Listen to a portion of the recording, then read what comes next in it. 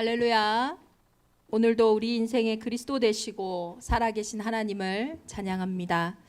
이 그리스도는 역전의 명수이십니다. 그래서 우리가 예배하는 이 시간에 이 예배의 복 속에 하나님이 약속하신 진짜 복은 우리가 하나님께 엎드릴 수 있고 또 이곳에 성전에 나와서 예배할 수 있다는 게 여러분이 받은 가장 큰 복입니다. 이 복 앞에 우리가 기도할 때에 하나님은 모든 벌하지 않은 것들을 우리 앞에 복종할 수밖에 없는 그 은혜와 그 힘을 허락하셨어요. 그래서 이 복이라는 히브리 원어를 보면요, 하나님 앞에 우리는 예배하는데, 우리는 엎드리는데, 하나님께서는 우리에게 복종하지 않았던 현장의 많은 문제와 상황들이 우리 앞에 엎드려지는 그 역전의 시간표를 허락하시겠다고 분명히 약속하셨습니다. 그래서 그리스도 이름, 그 이름 앞에는 십자가에서 모든 저주와 재앙을 멸하신 이름이고 사망에서 생명으로 옮기신 이름이기에 오늘도 또 이번 한 주간도 우리의 가정과 특별히 우리의 가문 현장에서 역전의 명수 대신 그리스도를 만나는 최고의 은혜가 있기를 기도합니다. 오늘 본문의 이스라엘은요, 사실 너무나 어렵고 너무나 힘든 시간을 보내고 있습니다.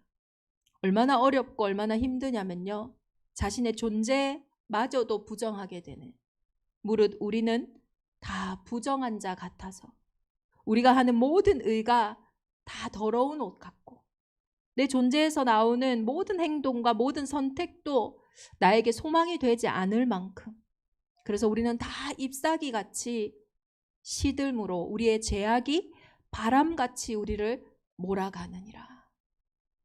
자기와 상관없이 뭔가 몰려져 가는, 계속 되어지지 않는 그 상황 속에서 이사야의 기도가 계속되어서 나옵니다.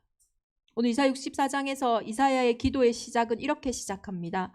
그러나 여호와여. 이번 한 주간 우리가 보고 있는 모든 상황과 환경 속에서, 형편 속에서 그러나 여호와여, 이제 주는 우리 아버지십니다. 우리의 상황과 환경으로 시작하는 것이 아니라 하나님과 나의 관계로부터 이 기도가 시작되어지는 거예요. 그러나 여호와여, 이제 주는 우리 아버지십니다. 우리는 진흙이요 주는 토기장이시니 우리는 다 주의 손으로 지으신 것입니다.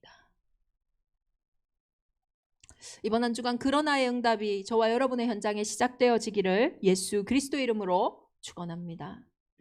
요즘 우리 감남산 치유학교를 통해서 우리 귀한 성도님들이 매주 한 권의 책을 이렇게 읽어가고 있어요.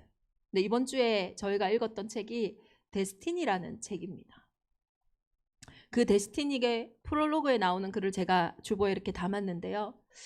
우리의 삶에는 데스티니가 있어요. 영어로 그 데스티니를 해석하면 운명, 소명 혹은 부르심, 어떤 목적을 나타냅니다. 그런데 사실 그것은 정확한 번역이 아니라고 저자는 이야기를 해요. 왜냐하면 이 데스티니란 단어가 영어이기 때문에 그 영어의 문화권 속에서 해석을 해야 된다는 거거든요. 그럼 서구의 그 기독교 세계관의 문화권 속에서 이 데스티니를 해석하면 이것은 어찌할 수 없는 운명이 아니라 사실은 하나님의 계획이라는 것입니다. 우리의 삶에는 하나님이 계획하신 명확한 설계도가 있다고 해요. 우연의 연속의 과정이 아니라 그 명확한 설계도를 통해서 하나님은 우리의 인생의 계획을 이루어 가신다라는 거예요. 제가 감동한 구절이 있는데요. 장미는 힘들다고 땅속으로 들어가 고구마가 되지 않는다라고 나와 있어요. 그렇죠? 장미가 자기의 환경과 상황이 너무 척박하니까 나 장미가 되는 걸 포기해야겠어, 나 고구마가 될래, 절대 그런 게 없잖아요. 그처럼 우리의 영적 DNA, 데스티니는요, 우리의 상황과 환경에 따라서 절대로 바뀌지 않는다는 것을 저자는 책을 통해서 계속 말하고 있어요. 운명을 넘어서는 데스티니가 저와 여러분에게 있습니다. 그것이 우리는 진흙이요 주는 우리의 토기장이라고 하시는 그 관계를 통해서 회복하실 저와 여러분의 인생의 분명한 목적이라는 거예요. 신기하게 기침을 안 하죠. 계속 기침을 하다가 제가 기도하면서 올라왔는데, 아니 너무 걱정들을 많이 하시니까 제가 한 주간 집중 기도를 했는데 또 집중적으로 갑자기 심해지는 거예요. 그래서 이제 한 성도님이 이제 걱정이 되시니까 이제 용하다는 약방에 이제 약을 부탁하신 거예요. 그 선생님 전화가 온 거예요. 그래서 저는 이제 저희 기본 신상을 물어보는 줄 알고 이렇게 대답을 잘하고 있었거든요. 생년월일을 물으시더니 갑자기 시를 물어보시는 거예요. 언제 태어났냐? 그래서 제가 이상한 거예요. 그걸 왜 물어보시냐고.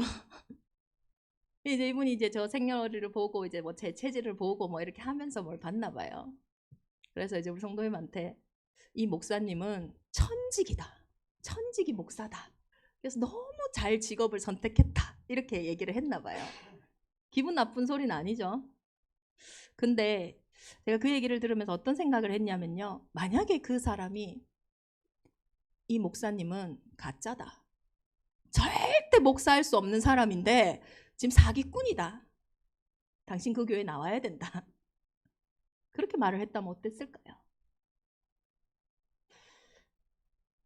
우리는요. 참 생각보다요. 말에 약합니다.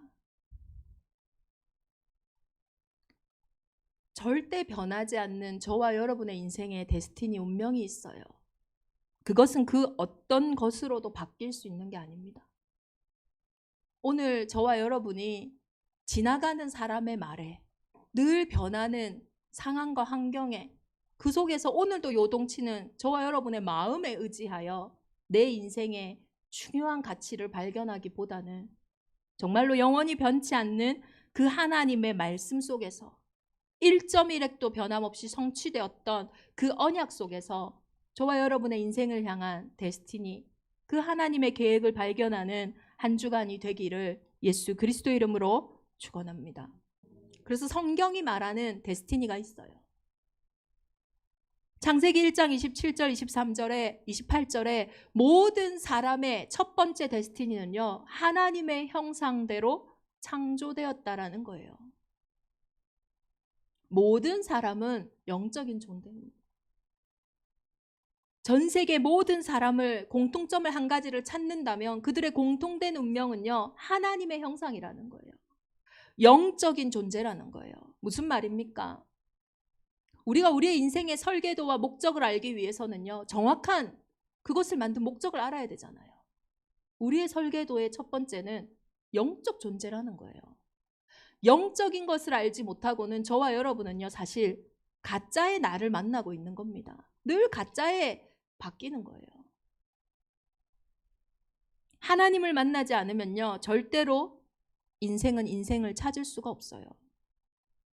그것이 성경이 말하고 있는 첫 번째 데스티니입니다. 물고기는요. 물속에 살아야만 참 만족과 행복, 그 이전에 생명이 있는 거예요.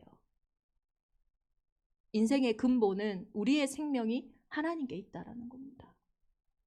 이것을 모르면요. 어떻게 되겠어요?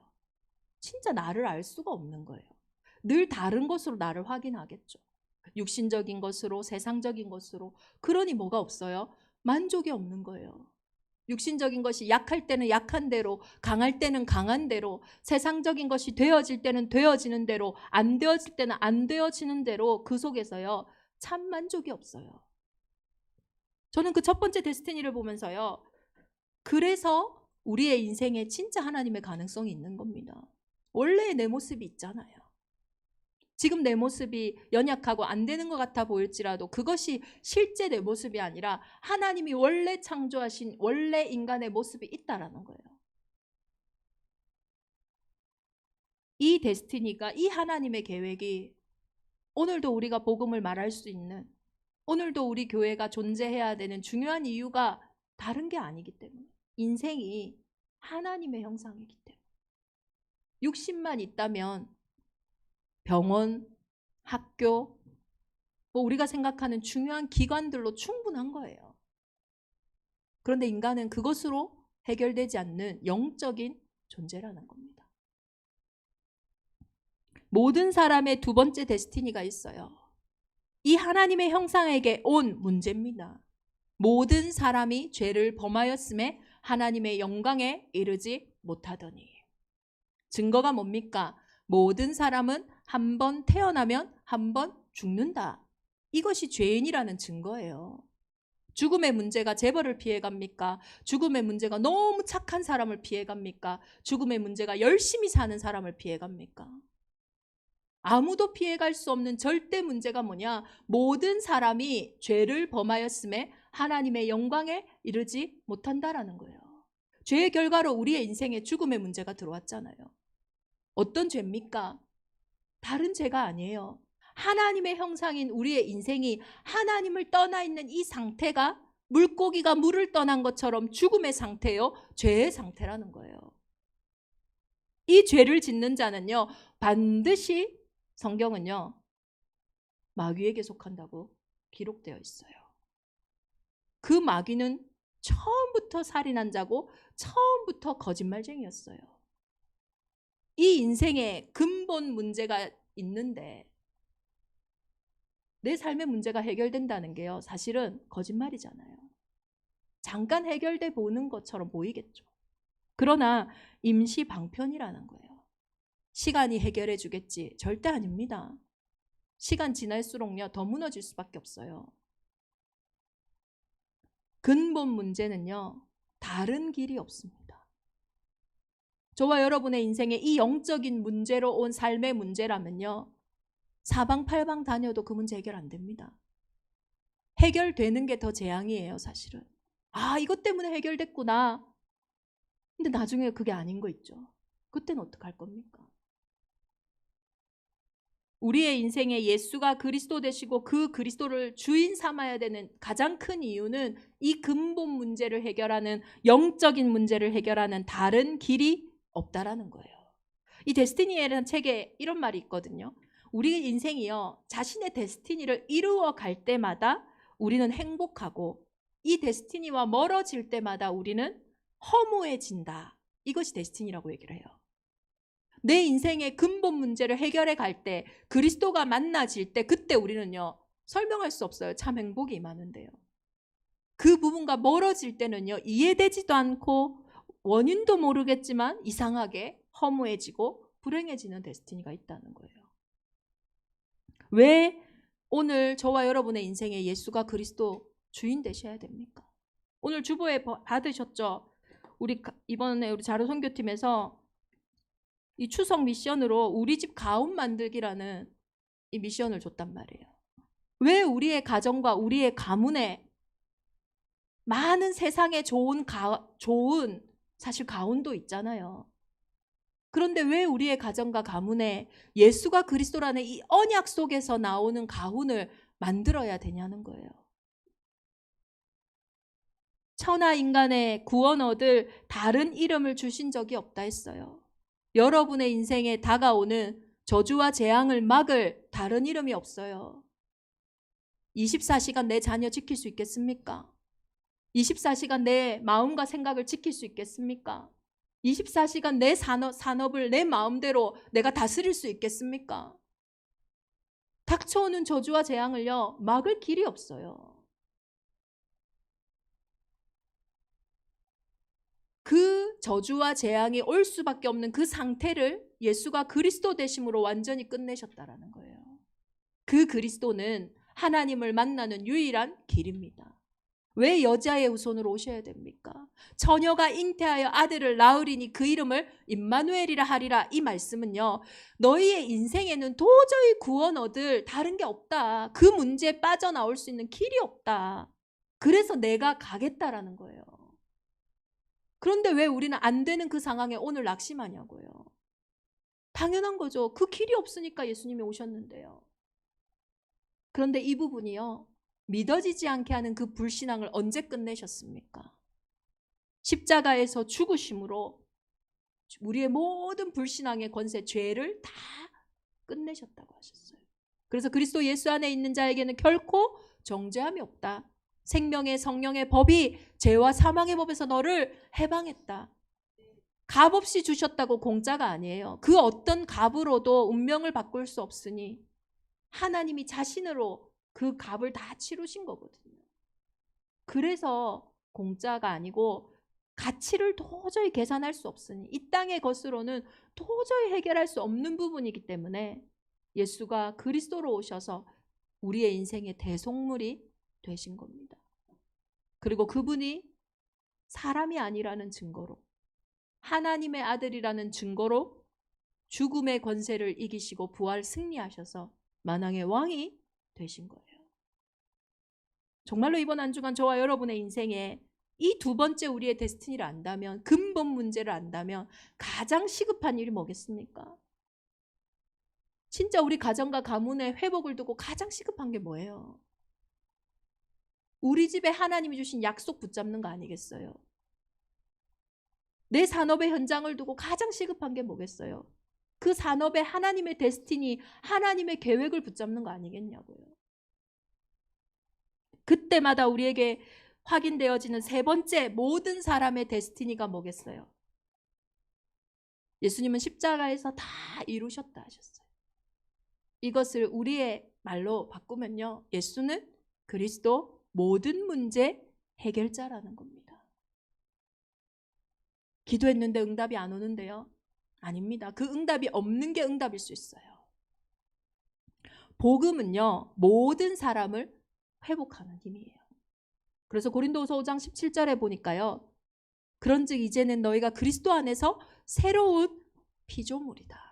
이전 것은 지났으니 보라, 새 것이 되었도다.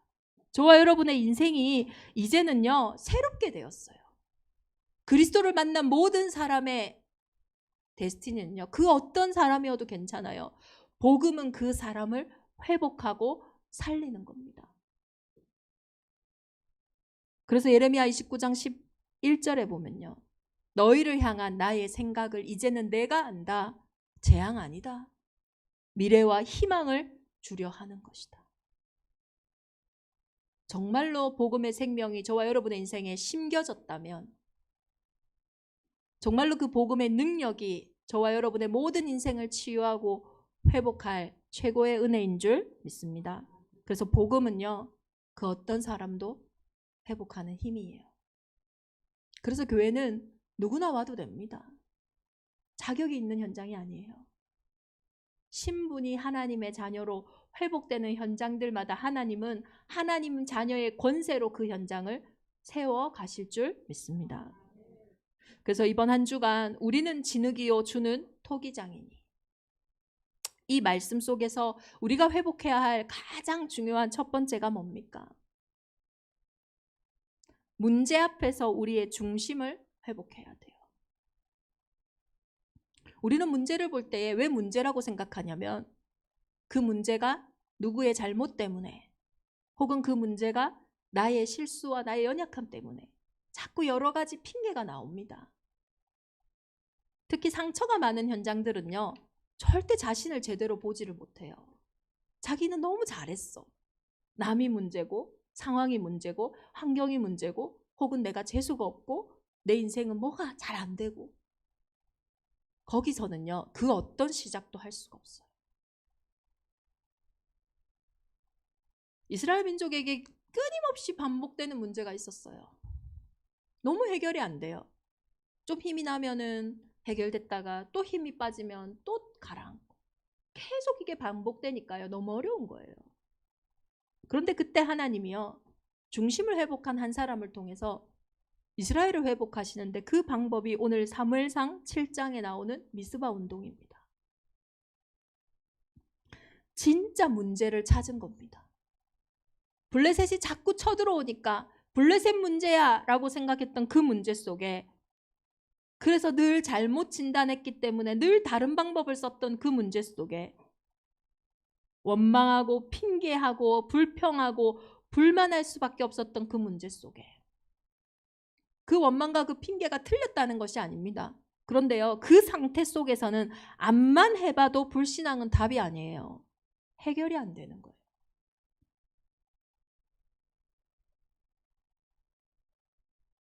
우리가 여호와께 범죄하였나이다. 이스라엘의 기도였어요. 블레셋 문제 아니고요, 우리가 여호와께 범죄하였나이다. 그랬기에 그들은요, 뭘 회복했냐?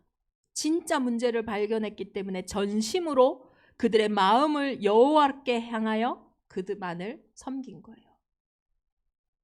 여기서 자기들이 섬겼던 아스다롯을 제거합니다. 하나님의 형상인 하나님의 사람들은요, 하나님과 함께하면 아무 문제가 없다. 이것이 우리의 데스티니라니까요. 그리스도 발견되는 순간 모든 것이 끝난다. 그것이 우리의 데스티니라니까요.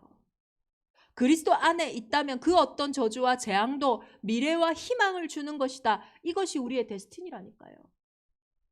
그렇기 때문에 그 아스다롯을 제하고 전심으로 여호와를 바라보면서 뭘 회복합니까? 미스바 운동의 핵심은요, 젖 먹는 어린 양 하나를 가져다가 온전한 번제를 드렸다는 거예요. 오실 메시아 그리스도, 그 언약을 회복했다는 거예요. 근데요, 어떤 일이 일어납니까? 언제 회복됩니까? 사무엘이 번제를 드릴 때에. 우리는 문제를 알고 있을 수 있지만 온전한 번제를 드리지 않고 있어요. 그런데 온전한 번제가 회복되는 그때에 블레셋 사람이 이스라엘과 싸우려고 가까이 오매 그날에 여호와께서 우리를 도우심으로 에베네셀의 축복이 회복되어지잖아요. 다시는 블레셋이 쳐들어오지 않고 사무엘이 사는 날 동안에 평화가 임했잖아요. 이 은혜가 저와 여러분에게 시작되어지기를 예수 그리스도 이름으로 축원합니다. 마음이 회복되어져야 돼요. 히스기야 왕이 하나님이 보실 때요, 이스라엘의 가장 어떻게 보면 선한 왕이었어요. 성경은요, 이전에도 이후에도 이런 왕이 없었다라고 히스기야 왕을 축복하고 있어요. 근데 그 이유는 뭐였냐면 히스기야가 이스라엘 하나님 여호와를 의지하였는데 그의 전후 유다 여러 왕 중에 그러한 자가 없었다. 하나님이 칭찬하신 포인트 하나가 뭐냐면 여호와를 의지하였다. 우리의 마음의 중심이 여호와를 의지할 때 뭐가 달라지는 줄 아세요? 방법이 달라져요. 우리의 행동이 달라집니다. 여호와를 의지하는 히스기야는 무엇을 했냐? 종교개혁을 그 당시에 단행했어요. 하나님을 믿는 이스라엘이었지만 그들의 현장에는 아세라 목상가 같은 것이 너무 많았어요. 그것을 다 깨트리고요. 여러 산당들을 제거하고요. 그리고 모세의 그 출애굽의 역사를 기억하는 것이 아니라 모세의 놋뱀을 보고 계속 하나님의 능력을 보니까요. 그 놋뱀을 깨트리고요. 우상을 다 무너뜨립니다. 그게요, 하나님을 의지하는 히스기야에게 왔던 방법이었어요. 중심이 회복되어지면요, 눈에 보이는 것은 당연히 달라집니다. 그래서 하나님은 그를 얼마나 축복하셨는지 히스기야가 어디로 가든지 형통하였더라. 성경은 또 이렇게 말하고 있어요. 저가 아수르 왕을 배반하고 섬기지 아니하였고. 힘이 있으니까요. 여호와를 의지하고 하나님 막 힘을 주시니까요. 그 당시에 아수르를요 다 섬기지 않으면요 많은 부분들이 차단되어지고 어려워지거든요. 그래도 상관없을 축복과 은혜를 히스기야가 받고 있었어요. 히스기야 왕은 25세의 왕이 되었는데요. 이 종교개혁을 하고 14년이라는 시간이 지났습니다. 그 사이 동안 히스기야의 배가 불렀어요. 중심이 무너지게 됐어요. 어떤 일이 일어납니까? 아수르를 배반하고 섬기지 않았던 그 히스기야 왕을 보며 늘 벼르고 있던 아수르가 18만 5천의 군대를 이끌고 히스기야의 예루살렘 성을 둘러쌉니다. 이전에 히스기야라면요 어떻게 했을까요? 중심이 무너진 그 히스기야는요, 이 모든 충성된 일을 한 후에, 이 모든 응답을 다 누린 후에 유다 왕 히스기야가요 사네립이 치러 온 것을 보고 그의 방백들과 용사들과 더불어 의논하고, 종교개혁할 때요 방백들과요 용사들이 다 반대했어요. 이건 우리의 전통이라고. 근데 그와 의논치 않고 중심 속에서 종교개혁을 단행했던 그가요, 이제는요 사람과 의논하는 거예요. 의논하니까 그들이 우리가 공성전을 펼칠 때 그 사람들에게도 물길이 끊겨야 된다. 그러니 모든 물의 근원을 막으려고 성을 재정비합니다. 그렇게 해도요 계속 이 라기스로야 아수르 왕이 사람을 보내가지고 자꾸 협박하니까요, 히스기야 왕이 이렇게 얘기해요. 하나님께 내게 범죄하였나이다 얘기했던 그 중심이 무너져 이제는 아수르 왕에게 이르되 내가 범죄하였나이다. 아수르 왕이여, 내가 범죄했습니다. 내가 잘못했습니다. 어떻게 하면 그 뜻을 돌이켜서 다시 우리를 쳐들어오지 않겠습니까? 그때 아수르 왕이요 곧 은 300달란트와 금 30달란트를 정해줘요. 이것을 조공으로 바쳐라.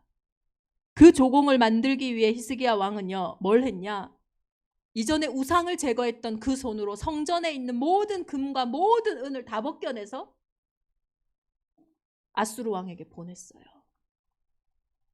해결될 것 같죠? 그런데 다시 쳐들어와요. 그때 아수르가 다시 쳐들어와서 결전의 날에 했던 조롱입니다. 이 문제는 국가 간의 문제 사실 아니다. 이 문제는 사실 삶의 문제 아니야. 경제 문제 아니야. 자녀 문제 아니야. 가정 문제 아니야. 건강 문제 아니야. 이거를요 아수르 왕이 얘기해요. 뭐라고 얘기하냐? 너희가 무엇을 의뢰하느냐. 이 문제가 무엇을 의뢰하냐, 어떤 곳에 너희의 중심이 있냐, 이것을 아수르 왕이 얘기해요. 야, 너희 애굽 믿냐? 그 애굽을 믿을 때마다 어떤 일이 일어나는지 역사 속에서 못 봤냐? 애굽은 자기를 의뢰하는 자마다 나중에는 그 애굽이 그들의 손에 찔려 오히려 죽도록, 자기를 의뢰했던 사람들 다 망하게 하는 거 못 봤냐? 그런 애굽을 의뢰하냐? 아수르가 또 얘기해요. 그럼 너희, 히스기야 왕이 얘기하지, 하나님을 의뢰하라고. 근데 하나님이 허락하지 않으면 우리가 여기에 너희를 쳐들어 왔겠느냐? 하나님의 계획인 것처럼요 아수르 왕이 이야기한다니까요. 저와 여러분이 진짜 답이 없으면요 헷갈릴 소리들 세상에 너무 많아요. 너희가 내게 이르기를 우리는 우리 하나님 여호와를 의뢰하노라. 너는 아수르 왕과 내기하라. 이것은 여호와의 뜻이다. 여호와의 계획을 아수르 왕이 얘기한다니까요. 아, 내기해봐라. 하나님의 뜻이 우리가 너희를 점령하는 거야. 온갖 방법과 온갖 것을 다해도 이때 되니까 이제 더 이상 할 수가 없어요. 아직도 칠 발버둥이 남아 계십니까? 히스기야 왕이 온갖 거 다 했다니까요. 영적인 문제는 절대 그리스도가 주인되지 않고는 해결되지 않아요. 히스기야가 사자의 손에서 편지를 받아보고 여호와의 성전에 올라가서 히스기야가 그 편지를 여호와 앞에 펴놓고 늘 사람에게, 환경에게 펴놨던 그 편지를 여호와 앞에 펴놓고 그 앞에서 히스기야가 기도하여 이르되 다시 중심을 회복하는 거예요. 천하 만국이 주 여호와가 홀로 하나님이신 줄 알게 하옵소서. 이 밤에 여호와의 사자가 나와서 아수르 진영의 군사 18만 5천 명을 진지라. 번제하는 그때의 주의 사자가, 히스기야가 기도하는 이 밤에 여호와의 사자가, 세상에선 이것을요 모르기 때문에 조롱해요. 제가 설교 준비를 하면서 이번에 보다 보니까요 데우스 엑스 마키나라는 이 라틴어가 있더라고요.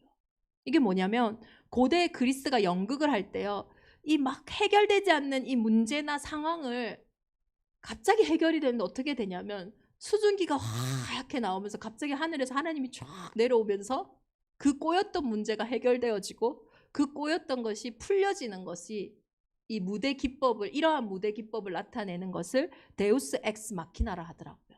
사실 되게 조롱하는 거예요. 야, 믿으면 되냐? 야, 기도하면 되냐? 이 말이거든요.